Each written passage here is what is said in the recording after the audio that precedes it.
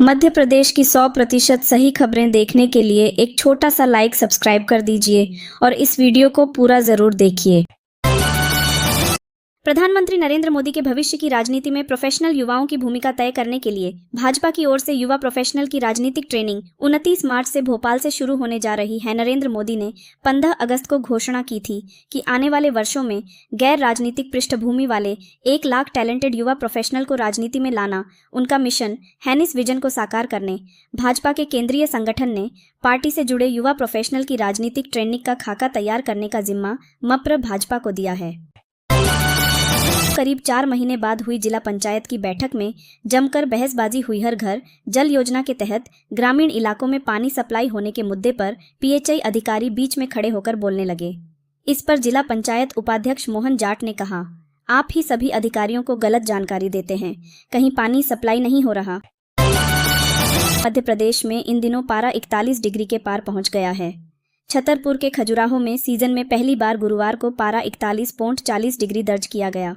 वहीं ग्वालियर और जबलपुर में 40 डिग्री के आसपास रहा। दमोह, गुना, शिवपुरी, सतना और सागर ऐसे शहर रहे जहां 40 डिग्री या इससे अधिक दर्ज किया गया। हालांकि अगले 2 से 3 दिन तक पारे में मामूली गिरावट हो सकती है। अशोकनगर जिला अस्पताल के एसएनसीयू में गुरुवार सुबह 9 बजे अचानक तेज धमाका हुआ। उस समय वहां 10 नवजात थे। गनीमत रही कि स्टाफ की तत्परता से सभी को सुरक्षित निकाल लिया गया। आज हाईवे पर चलना अब और महंगा होगा। इंदौर, देवास बाईपास और मांगलिया सहित अन्य टोल पर नई दरें 1 अप्रैल से लागू हो जाएंगी। मालूम हो, इससे पहले एबी रोड पर मांगलिया और इंदौर देवास बाईपास पर टोल दरें 29 जनवरी को बढ़ी थीं। 3 महीने में दूसरी बार टोल बढ़ाया गया है।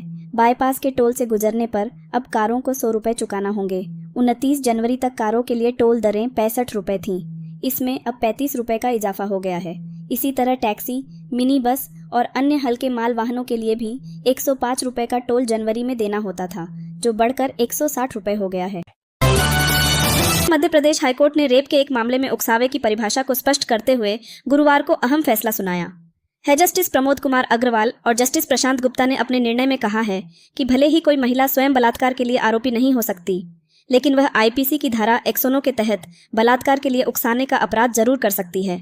लिहाजा रेप के लिए उकसाने वाली महिला के खिलाफ भी 3,76,34,109 और 506 गिरह के तहत मामला दर्ज किया गया है। मध्य प्रदेश के सबसे बड़े सरकारी हॉस्पिटल महाराजा यशवंतराव एमवाय अस्पताल, इंदौर के कुछ डॉक्टर, एम्बुलेंस ड्राइवर और एजेंट मिलकर मरीजों को प्राइवेट अस्पतालों में भेज रहे हैं। इसके बदले वे 30% तक कमीशन लेते हैं। पंजीयन के अंतिम निर्णय के बाद 1 अप्रैल से लागू होंगी नई दरें। नापत्तियों और जनप्रतिनिधियों के विरोध के बाद भी वित्तीय वर्ष 2025-26 की कलेक्टर गाइडलाइन पर जमीनों की प्रस्तावित दरों में बड़ा बदलाव नहीं किया गया है। फाइनल बैठक में गुरुवार को औसतन वृद्धि 18% से घटाकर 14% कर दिया गया है, यानी सिर्फ 4% की औसतन कटौती की गई। यह भी पिछले साल के मुकाबले दोगुना है। मप्र में पुलिस पर हमले की घटनाएं रुक नहीं रही हैं। इस बार सागर जिले के सुर्खी थाना क्षेत्र में पुलिस पर हमला हुआ है। गुरुवार शाम यहां के महुआखेड़ा गांव में 4 अपराधियों को पकड़ने गए प्रधान आरक्षक प्यारेलाल और आरक्षक ब्रिजेंद्र पर अपराधियों और उनके परिजनों ने लाठी, पत्थर और कुल्हाड़ी से हमला कर दिया। पुलिसकर्मी बिना बंदूक के सिर्फ लाठी लेकर गए थे, जिससे वे गंभीर रूप से घायल हो गए। सभी विभाग निविदा स्वीकृत होने के 24 घंटे में एलओए लेटर ऑफ ऑथराइजेशन जारी करें और निविदा के कार्य में भी तेजी लाएं। ये निर्देश मुख्य सचिव अनुराग जैन ने दिए। वे मुख्यमंत्री डॉक्टर मोहन यादव के निर्देशानुसार सिंहस्थ से जुड़े कामों की समीक्षा करने आए थे। कूनो नेशनल पार्क में जन्मी पहली भारतीय चीतामुखी वयस्क हो चुकी है। एक्सपर्ट और पूर्व सीसीएफ सिंह परियोजना शिवपुरी सीएस निनामा बताते हैं कि मादा चीता 2 साल में प्रणय निवेदन करने के काबिल हो जाती है और उसके जीवन चक्र के तहत वह 2.5 से 3 साल की आयु में गर्भ धारण कर सकती है। परंपरागत फसलों से इतर किसान आजकल कमर्शियल फसल की ओर रुख कर रहे हैं। इस तरह की फसलें उगाकर कम लागत में ज्यादा मुनाफा कमा रहे हैं। अदरक की खेती भी एक ऐसी ही कमर्शियल क्रॉप है जिसके उत्पादन से लाखों का प्रॉफिट हो सकता है। उज्जैन में स्थायी कुंभ नगरी बसाने को लेकर सरकार लैंड पुलिंग करने वाली है। इसके लिए किसानों की 50% जमीन लेने का फैसला किया गया है। इस मुद्दे को लेकर गुरुवार को किसानों और कांग्रेस नेताओं की बैठक हुई थी। बैठक में आगे की रणनीति तैयार की गई थी। जिसके तहत शुक्रवार को कांग्रेस विधायक महेश परमार व अन्य कांग्रेसी नेता और किसानों ने ढोलक, झांझ मंजीरे लेकर प्रभात फेरी निकाली, जिसमें किसान ढोल तो कांग्रेस विधायक झांझ बजाते नजर आए। रतलाम में महिला ने ठेले पर बच्चे को जन्म दिया, नवजात की मौत हो गई। इससे पहले पति उसे 2 बार अस्पताल ले गया था, लेकिन दोनों बार स्टाफ ने कहा कि अभी डिलीवरी का समय नहीं हुआ है और लौटा दिया।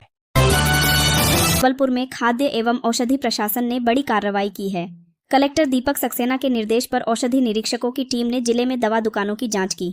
इस दौरान कई दुकानों में नियमों का उल्लंघन पाया गया। निरीक्षकों ने खांसी सिरप, दर्द निवारक जेल और पैरासिटामोल सिरप के नमूने लिए। इन्हें जांच के लिए भोपाल स्थित राज्य परीक्षण लैब भेजा गया है। सतना जिले के अमरपाटन से कांग्रेस विधायक डॉक्टर राजेंद्र कुमार सिंह के साधु संतों की तुलना सांड से करने पर विवाद छिड़ गया है। उनके बयान के बाद उज्जैन के महामंडलेश्वर महंत और साधु संत भड़क गए हैं। संतों ने विधायक के खिलाफ नारेबाजी की। इतना ही नहीं, विधायक का सिर काटने और दौड़ा दौड़ा कर पीटने की बात कही है। विदिशा कृषि उपज मंडी 28 मार्च से 1 अप्रैल तक बंद रहेगी।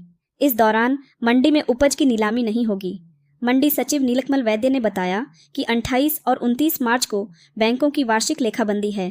30 मार्च को रविवार, 31 मार्च को ईद और 1 अप्रैल को बैंकों की छुट्टी के कारण मंडी बंद रहेगी। मंडी में नियमित नीलामी 2 अप्रैल से फिर शुरू होगी।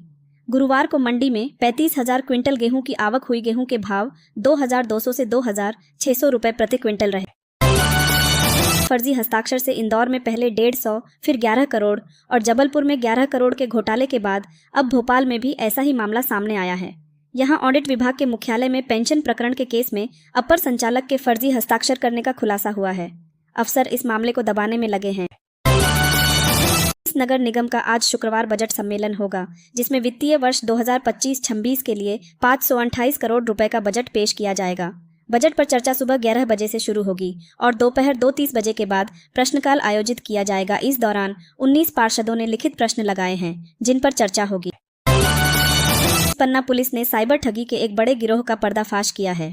पुलिस ने 3 आरोपियों को गिरफ्तार कर लिया है। आरोपी गरीब ग्रामीणों को लालच देकर उनके नाम पर बैंक खाते खुलवाते थे। वे उनके आधार कार्ड और ATM अपने पास रख लेते थे।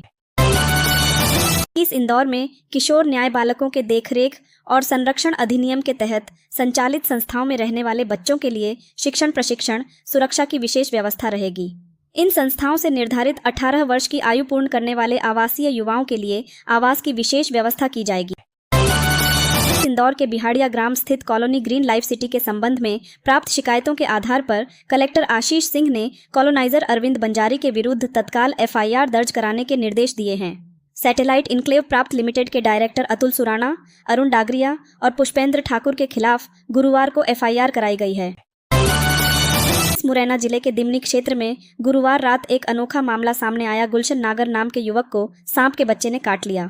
घबराए परिजन उसे तुरंत जिला अस्पताल मुरैना लेकर आए, लेकिन खास बात यह रही कि वे मरे हुए सांप को भी साथ लाए। इंदौर सराफा बाजार में कीमती धातुओं ने नया रिकॉर्ड बनाया है। गुरुवार को सोना कैडबरी 300 रुपए की तेजी के साथ 90,000 प्रति 10 ग्राम के स्तर पर पहुंच गया। चांदी चौरसा भी 400 रुपए बढ़कर 1 लाख रुपए प्रति किलो पर पहुंच गई। इस ग्वालियर विकास प्राधिकरण में कार्यपालन यंत्री पद पर कार्यरत डॉक्टर दिनेश दीक्षित को निलंबित कर दिया गया था। उन्हें काम में लापरवाही के साधारण आरोप के चलते 12 फरवरी 2024 को निलंबित किया गया था। डॉक्टर दीक्षित ने इस आदेश को हाईकोर्ट में चुनौती दी। पूर्व की सुनवाई में हाईकोर्ट ने संभागायुक्त के आदेश पर स्टे लगा दिया था।